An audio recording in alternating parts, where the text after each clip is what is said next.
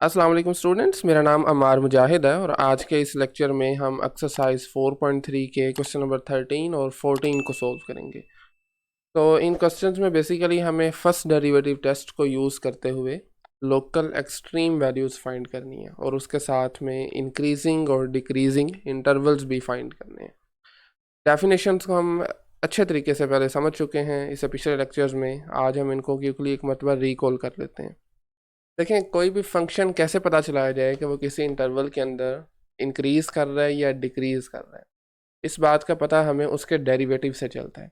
अगर तो डेरिवेटिव उस इंटरवल के अंदर पॉजिटिव है तो फंक्शन इंक्रीज़ कर रहा है, और अगर उसका डेरिवेटिव नेगेटिव आ रहा है दैट मीन्स फंक्शन डिक्रीज़ कर रहा है। अब ऐसा क्यों है? पॉजिटिव से इंक्रीज़ क्यों और नेगेटिव से डिक्रीज़ क्यों? बेसिकली आपका जो डेरिवेटिव होता है वो उस पॉइंट के ऊपर टेंजेंट लाइन की स्लोप को रिप्रेजेंट करता है। तो अगर उसकी स्लोप पॉजिटिव है दैट मीन्स उसका जो बिहेवियर है फंक्शन का वो इंक्रीजिंग बिहेवियर है। अब इसकी ज्योमेट्री क्या है मैं अभी इस को डिटेल में नहीं जाना चाह रहा। लेक्चर नंबर 24 के अंदर हमने इसको अच्छे तरीके से सीखा हुआ है, ठीक है। और इसी तरह से अगर डेरिवेटिव नेगेटिव है मतलब उस पॉइंट पर टेंजेंट लाइन की स्लोप नेगेटिव है, और वो उसी सूरत में होगी जब आपका फंक्शन डिक्रीजिंग नेचर का होगा, ठीक है। इसके बाद आता है जी फर्स्ट डेरिवेटिव टेस्ट। ये अब आपने खुद पढ़ना है, स्टेटमेंट जो है उसमें हम नहीं पढ़ेंगे, हम जस्ट इसको ग्राफिकली देखने की कोशिश करते हैं। फर्स्ट डेरिवेटिव टेस्ट हमें फंक्शन के अंदर उन पॉइंट्स के बारे में बताता है जहाँ पर फंक्शन लोकली एक्सट्रीम वैल्यू दे रहे होते हैं, लोकली मैक्सिमम या लोकली मिनिमम। अब ये ग्राफ रैंडमली गिवन है, इसके अंदर कुछ पॉइंट्स दिए गए हैं जो कि C1, C2, C3 से लेकर C5 तक। ये पॉइंट्स हैं क्रिटिकल पॉइंट्स। क्रिटिकल पॉइंट्स वो पॉइंट्स होते हैं जहाँ पर फंक्शन का डेरिवेटिव या तो सिफर हो या अनडिफाइन हो, मतलब डिफाइन नहीं है, ठीक है। C1 पर देखिए डेरिवेटिव सिफर है। कैसे पता चला? क्योंकि यहाँ पर टेंजेंट लाइन की स्लोप हॉरिजॉन्टल आ रही है और इसकी जो सॉरी टेंजेंट लाइन हॉरिजॉन्टल आ रही है, टेंजेंट लाइन की स्लोप नहीं, टेंजेंट लाइन हॉरिजॉन्टल आ रही है और हॉरिजॉन्टल लाइन की स्लोप सिफर होती है। C2 पर भी वैसे ही है, C3 पर भी। C4 पर एक कॉर्नर बन रहा है। यहाँ पर बेसिकली कॉर्नर होता है जैसे कस्प होगी, इन पॉइंट्स के ऊपर आपका डेरिवेटिव डिफाइन नहीं होता। क्यों? क्योंकि इस पॉइंट पर टेंजेंट लाइन यूनिक नहीं होती, आप एक से ज़्यादा वेज में टेंजेंट लाइन प्लॉट कर सकते हैं, ठीक है। So this is again a critical point. C5 पर भी आपकी टेंजेंट लाइन हॉरिजॉन्टल हो रही है, मतलब डेरिवेटिव सिफर है, तो ये भी एक क्रिटिकल पॉइंट है, ठीक है। अब कैसे पता चलाया जाए फर्स्ट डेरिवेटिव को यूज़ करते हुए, फर्स्ट डेरिवेटिव टेस्ट को यूज़ करते हुए कि C1 पर फंक्शन लोकल मैक्सिमम दे रहा है, मिनिमम C2 पर क्या दे रहा है, C3 पर एंड सो ऑन। देखें, इसका पता इस तरह से चलेगा कि आपने C1 या जिस भी क्रिटिकल पॉइंट को देख रहे हैं उससे पीछे और आगे डेरिवेटिव का बिहेवियर देखना है। अगर तो C1 से पहले डेरिवेटिव पॉजिटिव है बाद में नेगेटिव है तो फिर लोकल मैक्सिमम होगा। अगर किसी क्रिटिकल पॉइंट के पहले मिनिमम है बाद में मैक्सिमम, सॉरी मिनिमम नहीं मुझे कहना चाहिए, पहले नेगेटिव है बाद में पॉजिटिव है तो मिनिमम होगा। और अगर दोनों तरफ में फंक्शन का बिहेवियर सेम है, मतलब डेरिवेटिव या तो दोनों तरफ पॉजिटिव है या दोनों तरफ नेगेटिव है, इसका मतलब है वो उस क्रिटिकल पॉइंट पर उसकी एक्सट्रीम वैल्यू एग्जिस्ट नहीं करती। और ऐसा ही कुछ C1 पर भी है। C1 के लेफ्ट पे देखें डेरिवेटिव पॉजिटिव है, राइट पे भी पॉजिटिव है, तो नज़र भी आ रहा है कि ये C1 पॉइंट पे फंक्शन लोकल एक्सट्रीम वैल्यू नहीं दे रहा। C2 पे देखें तो इसके लेफ्ट पे C2 से पीछे डेरिवेटिव है पॉजिटिव, C2 के बाद में है नेगेटिव, तो पहले पॉजिटिव अपवर्ड देन डाउनवर्ड, तो C2 एक्चुअल पॉइंट पर फंक्शन होगा लोकल मैक्सिमम, यानी फंक्शन लोकल मैक्सिमम वैल्यू दे रहा है। C3 के लेफ्ट पे देखें तो पहले नेगेटिव है then positive, that means C3 पर फंक्शन लोकल मिनिमम वैल्यू दे रहा है। C4 के पहले पॉजिटिव देन नेगेटिव, तो दैट मीन्स ये लोकल मैक्सिमम वैल्यू दे रहा है। साथ में इसने एक और लाइन लिखी हुई है एब्सोलूट मैक्सिमम। एब्सोलूट बेसिकली होता है पूरे इंटरवल के अंदर या पूरे फंक्शन के अंदर सबसे बड़ी वैल्यू। तो ये लोकल तो है ही है बट साथ में एब्सोलूट भी है, क्योंकि इससे ऊपर कोई वैल्यू आपको नज़र नहीं आ रही with in the interval from A to B। Clear है? C5 पे एक मरतबा फिर C1 की तरह ही इसके दोनों तरफ डेरिवेटिव का बिहेवियर सेम है। C5 से पहले भी और बाद में भी डेरिवेटिव है नेगेटिव, तो that means no extremum. C5 पर ना तो लोकल मैक्सिमम वैल्यू एग्जिस्ट करती है ना लोकल मिनिमम करती है, ठीक है। लें जी, इस टेस्ट को यूज़ करते हुए आज हमने क्वेश्चन नंबर 13 और 14 को सॉल्व करना है। इन क्वेश्चन में बेसिकली 3 पार्ट्स हैं। पहले क्रिटिकल पॉइंट्स फाइंड करेंगे, उसके बाद इंक्रीजिंग और decreasing interval, and then finally फिर उसकी local extreme values using first derivative test. तो लें जी, क्वेश्चन नंबर 13 में कुछ ट्रिग्नोमेट्रिक फंक्शन गिवन है, बल्कि इसका डेरिवेटिव गिवन है। इन सब क्वेश्चंस में हमें डेरिवेटिव गिवन था, हमने एक्चुअल इन्फॉर्मेशन बतानी है फंक्शन के बारे में, राइट। सो क्रिटिकल पॉइंट्स कौन से पॉइंट्स होते हैं?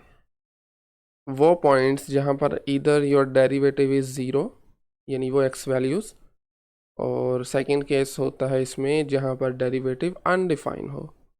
तो हमारे केस में फंक्शन ये जो आपको डेरिवेटिव गिवन है, ये किसी पॉइंट पर भी अनडिफाइन नहीं है। कोई भी फाइनाइट नंबर पुट करने से आंसर अनडिफाइन नहीं आएगा।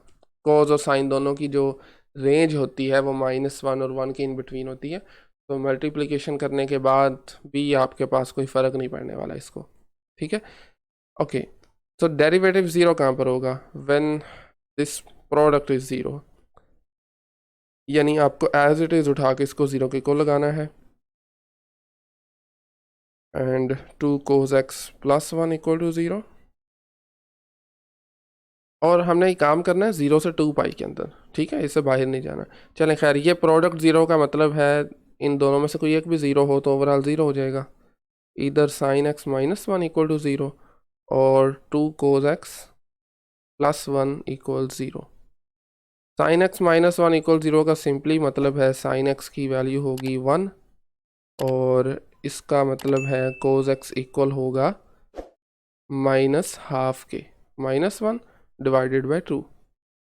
अब आपने वो वैल्यूज़ फाइंड कर लेनी x की जहाँ पर sin 1 होता है, लेकिन याद रहे हमने जस्ट इस इंटरवल के अंदर रहना है, 0 से 2 पाई के अंदर। तो sin x 1 होता है 90 पे, व्हेन x इज़ π/2 अगर रेडियंस में बात की जाए, ठीक है। और cos x जो है this is -1/2 when x is 2π/3, ठीक है, 2π/3 पर होता है, और उसके साथ साथ 4π/3।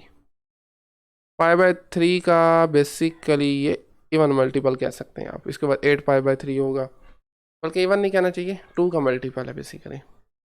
जैसे जैसे आप 2 से मल्टीप्लाई करेंगे ना इसको, जैसे 4 है उसके बाद 8 आ जाएगा, 8π/3 फिर 10π/3, बट वो चूँकि 2 पाई से बाहर हैं तो हम इन दोनों को कंसिडर करेंगे।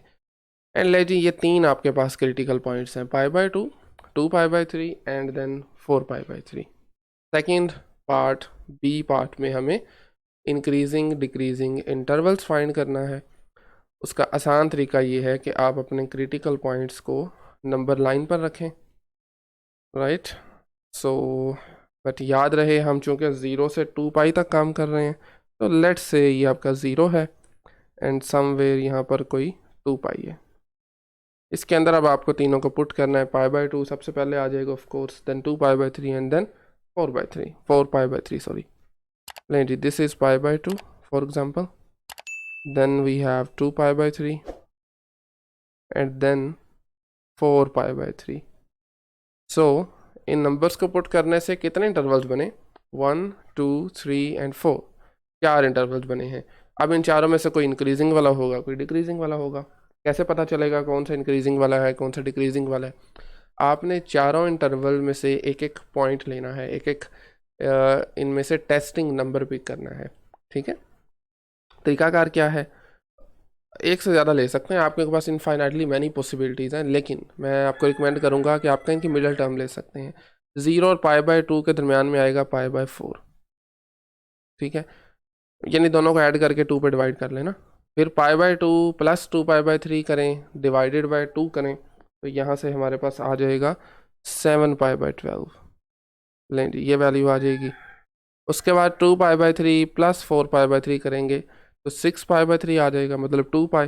2 से डिवाइड करेंगे तो वो पाई आ जाएगा। इनकी मिडल टर्म है, बिल्कुल मिडल में आ रही हैं वैल्यूज़, ठीक है, बल्कि इसे कन्फ्यूजन ना हो, हमें ये पॉइंट्स यहाँ पर नहीं इस तरह लिखने चाहिए। चलें खैर, इसके बाद है 4π/3 + 2 पाई डिवाइडेड बाई 2, तो यहाँ पर आपके पास आंसर आएगा 5π/3। 5π/3 ये मिडल टर्म्स हैं। नेक्स्ट काम अब आपको क्या करना है, इन वैल्यूज़ की जो आपने मिडल टर्म्स ली हैं, अपने डेरिवेटिव को वैल्यूएट करना है इन वैल्यूज़ पर, ठीक है।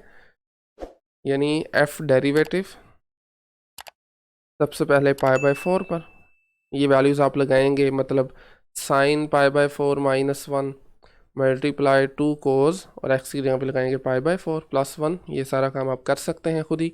मैं आपको डायरेक्टली बता देता हूँ, इसका आंसर आपके पास आएगा -1/2। और याद रहे हमारा कंसर्न सिर्फ साइन के साथ है, साइन को हमने देखना है पॉजिटिव है या नेगेटिव है। लें जी, तो ये आपके पास नेगेटिव है। डेरिवेटिव के लेस देन होने का, 0 से लेस होने का मतलब है फंक्शन डिक्रीज कर रहा है। अच्छा, इसी तरह से 7π/12 पे देखिए, 7π/12 है, सॉरी आई थिंक यस, और इसका आंसर आपके पास आएगा माइनस में again 0.02, of course less than 0 है। एंड देन नेक्स्ट पॉइंट हमारे पास है पाई। जब आप पाई को वैल्यूएट करें, आई मीन डेरिवेटिव को वैल्यूएट करेंगे पाई पे, इसका आंसर आएगा +1, ऑफ कोर्स ग्रेटर देन 0 है। एंड फाइनली हमारा जो लास्ट पॉइंट है 5π/3, इसका आंसर आपके पास आने वाला है जी 2 + k√3, एंड ऑफ कोर्स इसका आंसर भी ग्रेटर देन 0 है। ठीक है, तो ये आपके पास आ गया greater than 0, sorry not 2 + k√3 but minus के साथ है, साथ में माइनस भी है, सॉरी। सो इसका आंसर फिर आया नेगेटिव में, लेस देन 0। ठीक है, पॉजिटिव वाला इंक्रीज कर रहा है, नेगेटिव वाला डिक्रीज कर रहा है। एक ही पॉजिटिव में आया, बाकी सभी नेगेटिव में है। तो you can right your function f is increasing on this interval जिसमें पाई आ रहा है, फ्रॉम 2π/3 टू 4π/3, 4π/3, राइट। और डिक्रीज की अगर बात की जाए तो वो 3 इंटरवल्स के अंदर डिक्रीज कर रहा है। f is decreasing on the following intervals, कौन कौन से? पहले 0 से π/2, 0 to π/2, एंड देन उसके बाद है जी हमारे पास π/2 से 2π/3, π/2 से 2π/3, एंड लास्ट इंटरवल हमारे पास है 4π/3 से 2π, यस 4π/3 से 2π।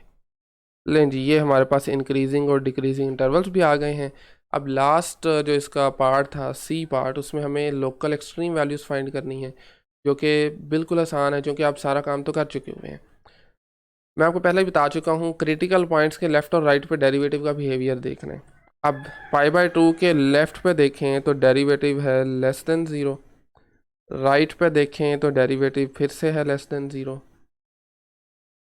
2π/3 के लेफ़्ट पे लेस देन 0 है बट राइट पे ग्रेटर देन 0 है, और 4π/3 के राइट पे है लेस देन 0। तो देखें, 2π/3 के लेफ़्ट पे नेगेटिव देन पॉजिटिव, 2π/3 पे लोकल मिनिमम होगा। 4π/3 के लेफ़्ट पे पॉजिटिव देन नेगेटिव, तो 4π/3 पे लोकल मैक्सिमम होगा। ठीक है, एंड 0 के जो कि हमें लेफ़्ट पे हमें जाना ही नहीं है, तो 0 पे बताने की ज़रूरत भी नहीं है। ठीक है, वैसे 0 पे आपके पास 0 के राइट पे है डेरिवेटिव लेस देन, इसे वैसे बताया जा सकता है, क्या ख्याल है? वैसे बाय द वे इसमें लोकल मैक्सिमम होगा, लेकिन हमें चूंकि बताना ही नहीं है 0 और 2π पे, तो हम इनके मिडिल टर्म्स बताएंगे, दरमियान वाले टर्म्स जो एक्चुअल में क्रिटिकल पॉइंट्स हैं। तो you can write local maximum बता चुका हूँ कैसे फाइंड करनी है, at x is equal to 4π/3, 4π/3। ठीक है, और इसी तरह अगर बात की जाए लोकल मिनिमम की, that this is x is equal to 2π/3। ठीक है, अच्छा जी, अब देखें 0 और 2π पे बताया जा सकता है, वैसे कोई मुश्किल काम नहीं है। 0 के हमें राइट पे पता है लेस देन 0 है।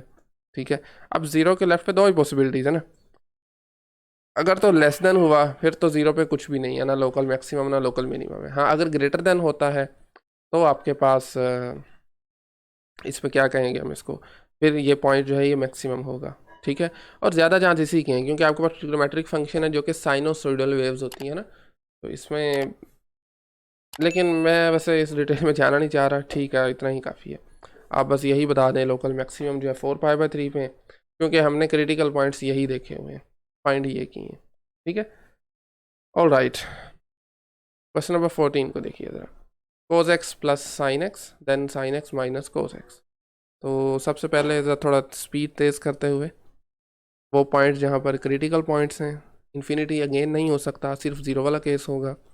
और इसका मतलब है sine x plus cos x equal equal to zero, या चलें एक मरतबा लिख लेते हैं पहले,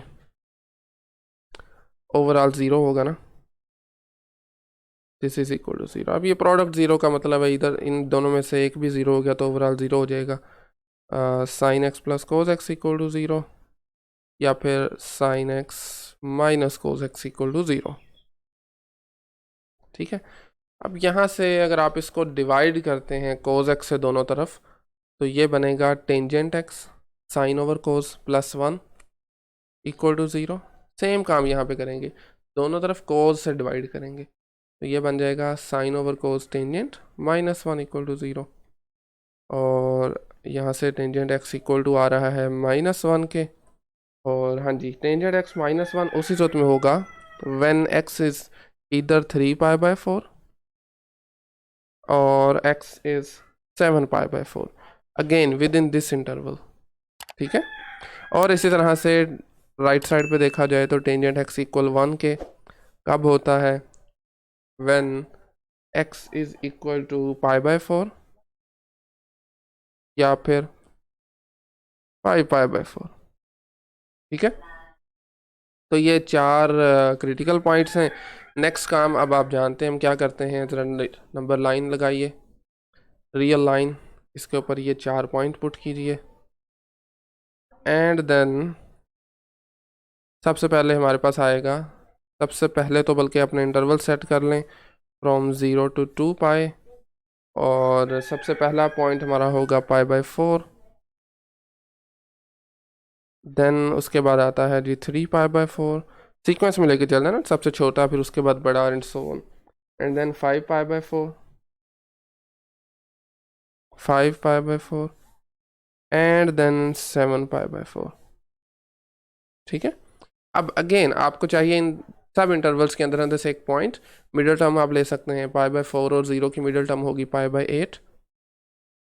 इनको ऐड करेंगे तो आपके पास जो मिडिल टर्म आएगी दैट वुड बी π/2।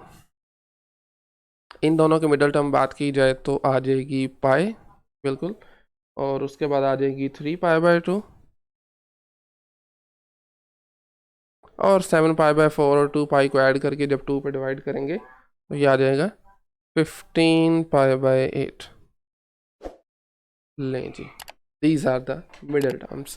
खैर अब आपको चाहिए अपने डेरिवेटिव की वैल्यू इन नंबर्स पर, और अच्छा लाजमी नहीं है, फिर बता रहा हूँ मिडिल टर्म्स ही लें, आप कुछ और भी ले सकते हैं, बट वो इनके इन बिटवीन होना चाहिए। सही है, लें जी, अब डेरिवेटिव हम एवेल्यूएट करेंगे π/8 पर। तरीकाकार वही कि आपने एक्चुअल डेरिवेटिव जो कि गिवन है यहाँ पर x की जगह π/8 लगाना है, या जिस भी नंबर पर आप एवेल्यूएट कर रहे हैं। तो खैर π/8 पर करेंगे तो इसका आंसर आएगा -1/√2 which is negative. Then evaluate करेंगे π/2 पर, और इसका आंसर आने वाला है 1, ऑफ कोर्स पॉजिटिव है। देन पाई पर एवेल्यूएट करेंगे और ये -1 आ जाएगा, लेस देन 0। उसके बाद आप एवेल्यूएट करेंगे 3π/2 पर, 270 होता है डिग्रीज़ में, इसका आंसर हमारे पास आ जाएगा अगेन 1 ग्रेटर देन 0। और लास्ट पे फिर है 15π/8। अगर कोई नहीं आ रहा आपको वैल्यूज़ ट्रिगोमेट्रिक फंक्शन की नहीं पता, तो आप कैलकुलेटर की हेल्प भी ले सकते हैं, एंड इसकी वैल्यू हमारे पास आ जाएगी -1/√2, sorry, again less than 0। Alternate sign आ रहे हैं, लेस देन है फिर ग्रेटर देन है, मतलब पहले नेगेटिव पॉजिटिव एंड नेगेटिव। ठीक है, तो इसका मतलब ये हुआ, अब आपने वो लाइंस खुद लिख लेनी है, मैं आपको बल्कि यहीं पे मेंशन कर देता हूँ। 0 से π/4 ओपन इंटरवल के अंदर फंक्शन डिक्रीज़ कर रहा है क्योंकि नेगेटिव है डेरिवेटिव आपका, उसके बाद इंक्रीज़ कर रहे हैं, देन अगेन डिक्रीज, फिर increase and then again decrease. ठीक है, ये चीज़ें आपने खुद से लिख लेनी है यहाँ पर।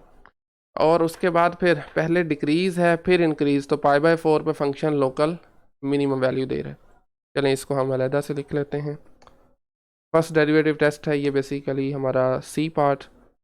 पहले मैं मैक्सिमम वाले पॉइंट्स लिख लेता हूँ। Local maximum at x is equal to, जिनके पहले इंक्रीज है फिर डिक्रीज है, जैसे 3 पाई बाय 4 है। हाँ जी, इसके अलावा कौन सा है?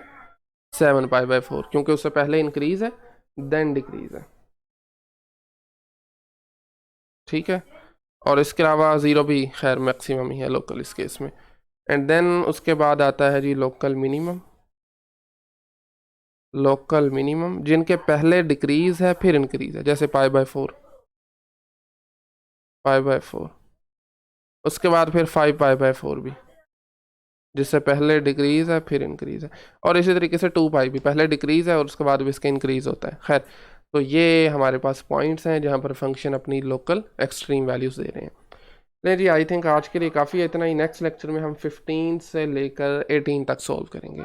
आज के लेक्चर में अगर कोई क्वेश्चन क्यूरी हो तो आप कमेंट सेक्शन में पूछ सकते हैं। Otherwise thank you very much.